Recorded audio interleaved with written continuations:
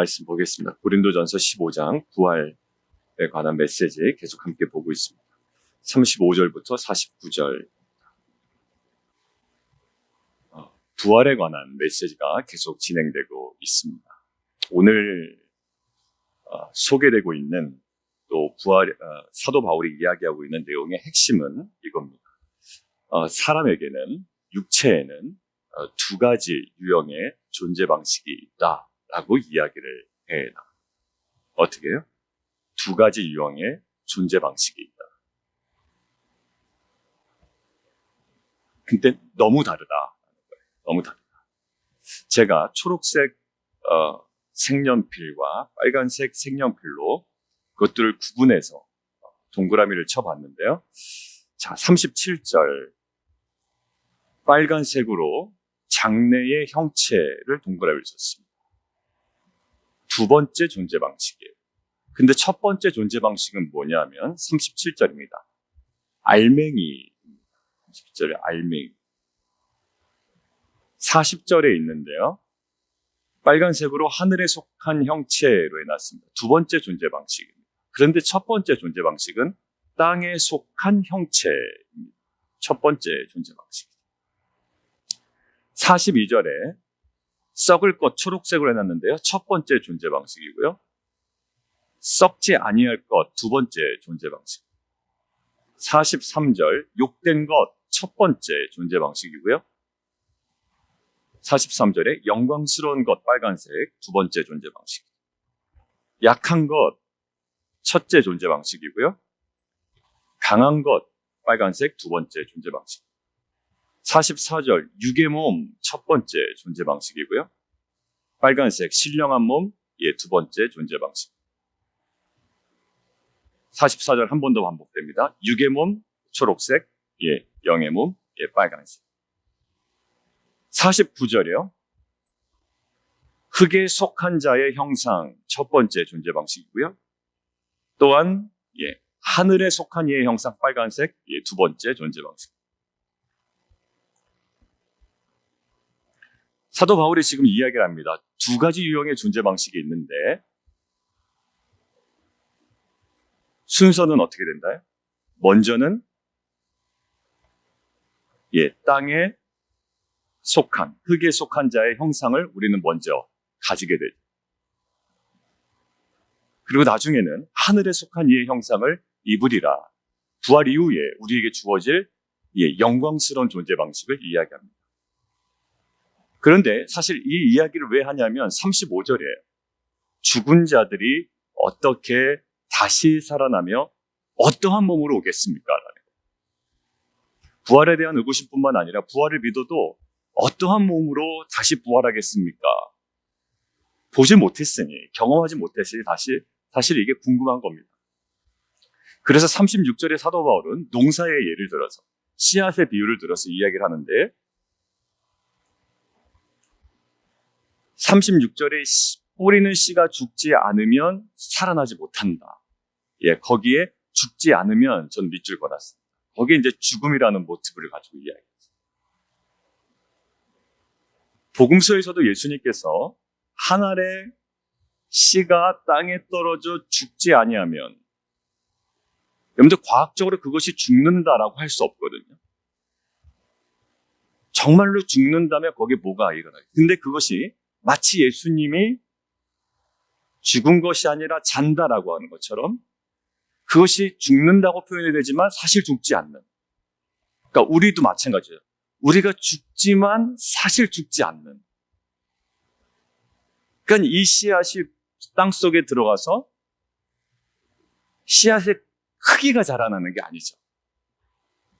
이만했던 씨앗이 이만해지는 게 아닙니다. 형체도 알아볼 수 없는 조그마한 씨앗이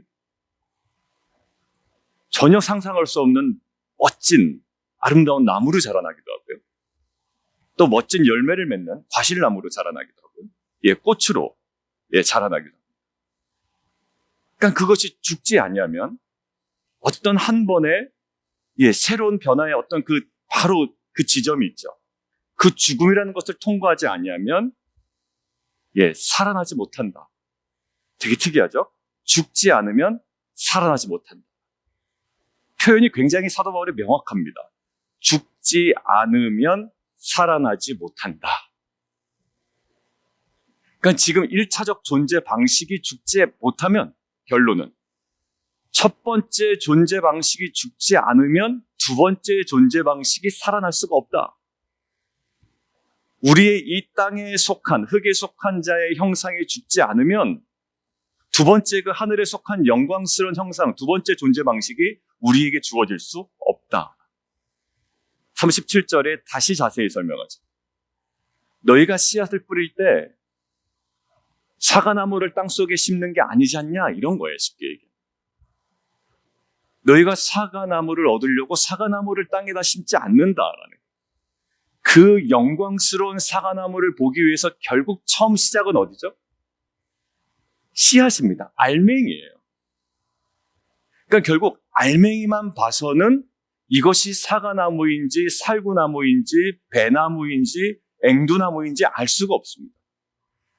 정말 보잘것이 없는데 그것이 땅속에 들어가 첫 번째 존재 방식이 완전히 죽을 때 이제 새로운 존재 방식이 영광스럽게 주어진다라는. 그러면서 얘기하는 것이 42절. 죽은 자의 부활도 그와 같다. 죽은 자의 부활도. 결국 썩을 것으로 심는데 우리가 썩지 아니할 것으로 밑줄 다시 살아나며 이것을 뭐라고 합니까? 다시 살아나는 것으로 본다. 자라나는 것으로 보지 않습니다, 여러분들. 예, 낯설게 읽기. 우리는 부활을 다 아니까 그냥 뭐 살아난다. 자라나는 것을 보지 않아요. 이것이 왜 중요한지 이따가 설명하겠습니다. 자라나는 것이 아니에요. 그러니까 가능성이 있는 것으로 심지 않습니다. 이따가 설명하죠. 욕된 것으로 심지만 전혀 다른 영광스러운 것으로 다시 살아납니다. 사도 바울의 강조예요. 약한 것으로 심지만 강한 것으로 다시 살아납니다. 전혀 다른 존재 방식으로 살아나는 거예요. 육의 몸으로 심고 신령한 몸으로 다시 살아나나니 육의 몸이 있은즉 영의 몸도 있는. 거기 제가 계속 다시 살아난다, 다시 살아난다, 다시 살아난다라는 거죠. 왜? 지금 부활을 얘기하고 있어요. 자라나는 것과 다르다라고 했습니다. 우리가 과학적으로 생물학적으로 보면 씨앗에서 자라난다라고 설명할 수 있어요. 그런데 지금 사도 바울은 부활을 설명할 때 이것이 다시 살아나는 것으로 이야기를 하고 있습니다. 우리의 죽은 육체가, 우리의 썩은 육체가 욕된 것으로, 약한 것으로 이 몸이 자라나서 부활체로 되는 것이 아니라 죽고 다시 살아나는 거거든요. 자, 이것이 왜 중요하냐면 이것들을 우리가 오늘 말씀해가지고 묵상할 때 이거 흔히 제가 몇 번 설교를 했었죠. 언제? 장례 예배 때나 고별 예배 때나 학원 예배 때 설명했습니다. 그러면 그때를 바라며 우리는 소망을 가지고 살아야 되겠다. 그리고 그 돌아가신 분, 또 그분의 유가족들을 위로하는 말씀이긴 합니다. 근데 오늘 우리가 지금 6월 7일, 오늘 우리가 묵상할 때 이것을 어떻게 적용할 수 있을까요? 그 단서가 어제 본문에 남아 있습니다. 어제 본문에 제가 자세히 나누진 않았어요. 그런데 여러분들 어제 기도에 들어오신 분은 지금 이제 감이 조금 잡히실 겁니다. 자, 어제 31절 본문에 나의 자랑을 두고 단언하노니 거기 밑줄을 쭉 거두셨죠. 나는 날마다 죽노라 라고 되어 있습니다. 나는 날마다 죽노라. 여러분들 나는 날마다 죽노라 이 말이 사실 맞지 않습니다. 여러분들 이 말이 맞지 않는다는 이유는 왜 그러냐면 한 번 죽으면 끝인데 어떻게 또 죽어요. 한마디로 어떤 분이 사고로 죽음을 당하신 거예요. 근데 그분이 날마다 죽을 수 있을까요? 안 됩니다. 근데 날마다 죽노라 이것이 성립하기 위해서 반드시 전제되어야 되는 것이 있는데 그게 뭘까요? 다시 살아나야 날마다 죽을 수 있습니다.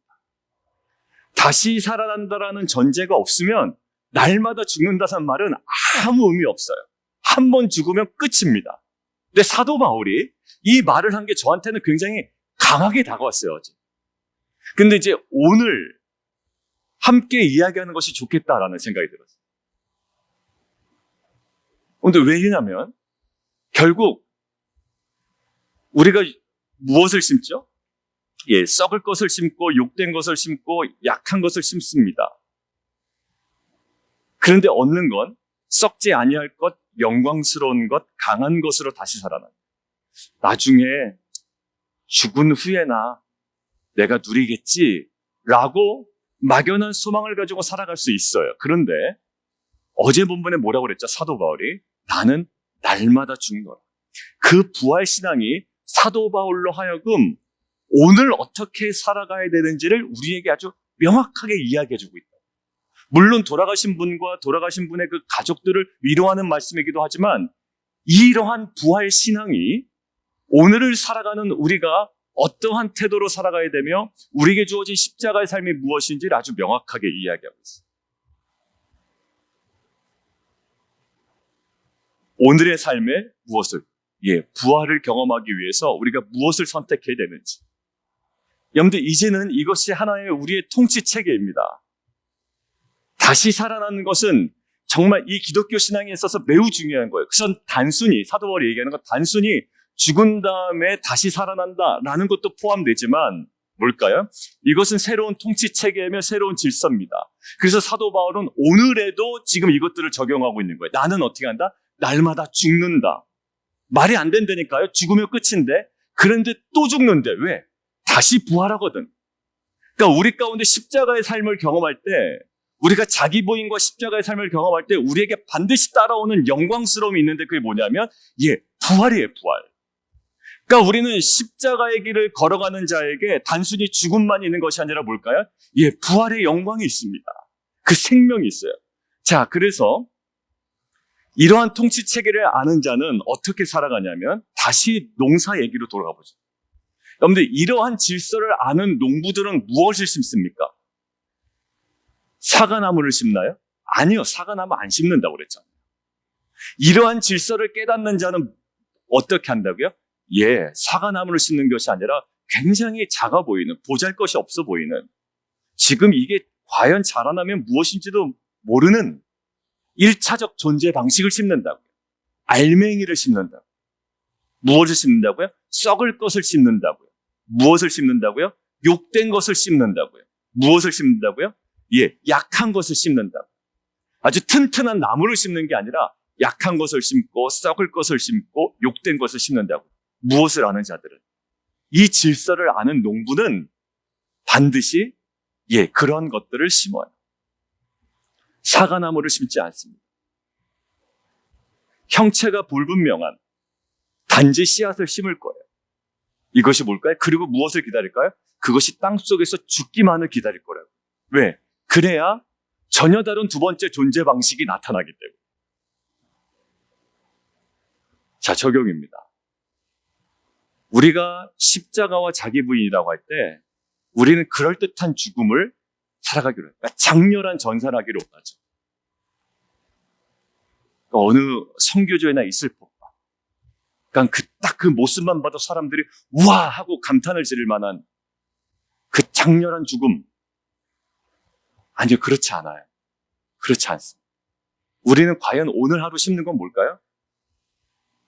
썩을 것을 심는 거고요. 그 다음에 욕된 것을 심는 거고요. 약한 것을 심는 거예요. 그러니까 사도 바울이 나는 날마다 죽노라 할 때 사람들을 볼 때 와 멋지다라는 그런 쿨한 죽음이 아니었다고.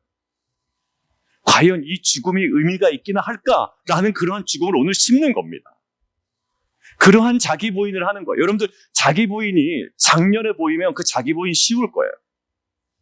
근데 자기 부인이라고 할 때 사실 실제는 뭡니까? 찍소리도 못하는 나의 모습이 될 수가 있다고요. 보잘것이 없는 1차적 존재 방식.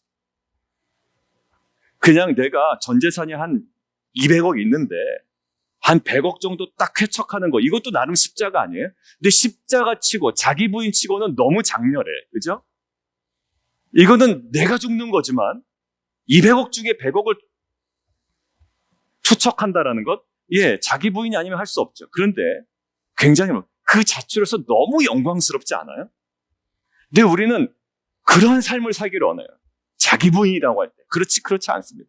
사도 바울이 경험한 것은요, 그런 장렬함이 아니라 뭘까요? 매 순간 안절부절하지 못하고 회당에서 쫓겨나야 되고 매를 맞아야 되고 그런 자기 부인이었고 십자가였어요. 근데 그 욕된 것으로 씹는 하루하루의 삶을 통해 어떻게 될까요? 그 부활의 영광이 그곳마다 벌어졌다.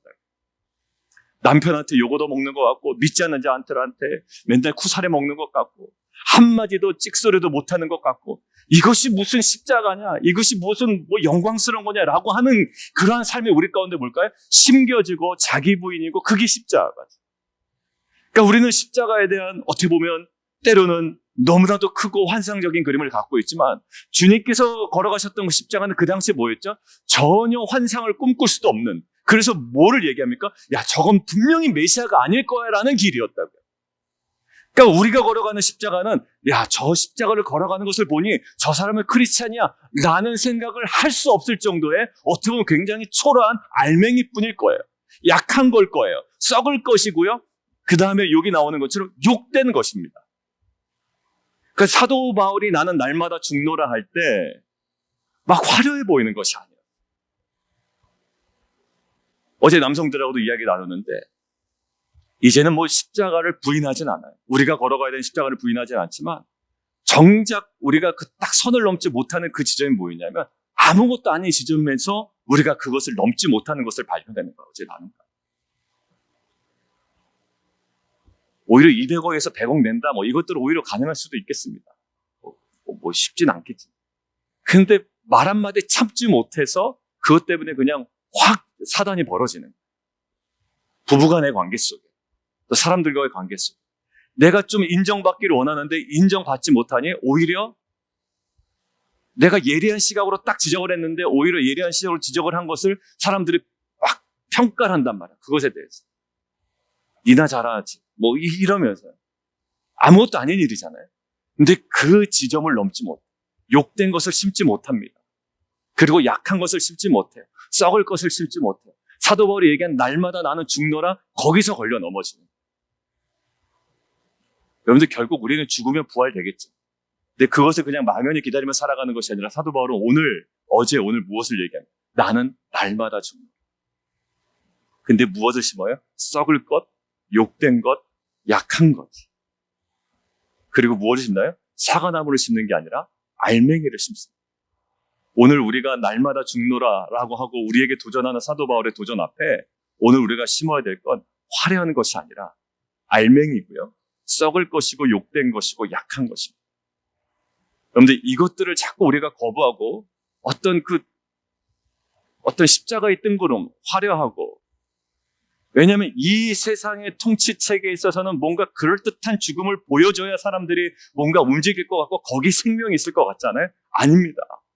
전혀 생명이 없을 것 같은 그 당시에 가장 저주스러운 십자가를 통해서 하나님께서 구속의 역사를 이뤄내신 것처럼 오늘 내가 이렇게 하는 것이 과연 의미가 있나? 라고 하는 그 지점을 우리가 가기를 원하시는 거예요. 그러면 하나님께서 결국 두 번째 존재 방식의 그 영광스러움으로 그 심겨진 그곳에 정말 그 영화로운 곳에 흙에 속한 자의 형상으로 우리가 완전히 무너지는 것 같지만 하늘에 속한 이의 형상으로 덧입는 귀한 은혜가 우리 가운데 임할 줄 믿습니다. 여러분들 그 지점을 깼으면 좋겠어요. 그래서 부부간의 관계 속에서도 사실 어제 제일 많이 이야기 나눴습니다만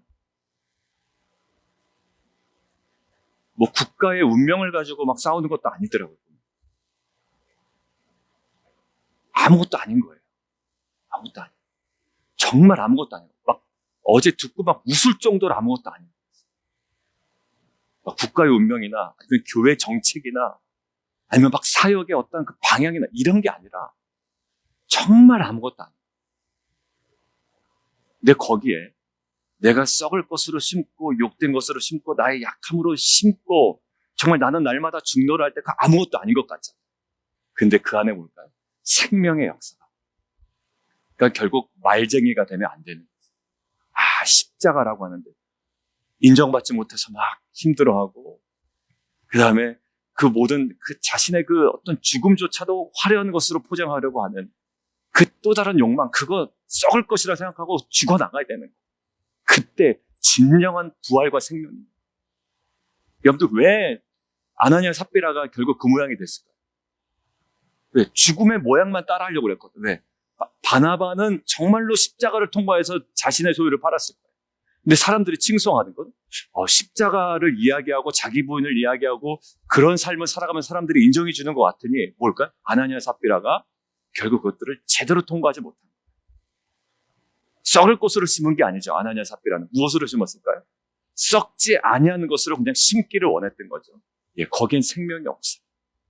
썩을 것, 욕된 것, 약한 것, 그리고 알맹이의 생명이 있어요. 그리고 거기에 하나님께서 역사하시고 썩지 아니할 것, 영광스러운 것, 강한 것을 우리 가운데 허락하시는 은혜를 누리는 공동체가 되기를 원합니다. 우리 함께 기도하며 나가도록 하겠습니다. 우리 자녀들하고도 얘기할 때 보면 막 대단한 얘기를 해요. 막 이렇게 할 겁니다, 저렇게 할 겁니다. 그러면 뭐라고 그러죠?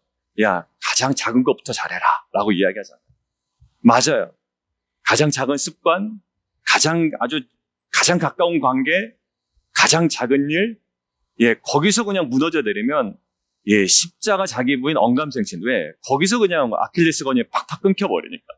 우리 안에 이제 심는 거 무엇을 심는다고? 사과나무 심으려고 애쓰는 것보다 이제 우리는 사과나무를 심는 자가 아니라고요. 제가 사과나무를 심어서 사과나무 100그루를 얻겠습니다가 아니라 알갱이를 심는 거고요. 썩을 것 심고 욕된 것 심고 약한 것 심는 거예요.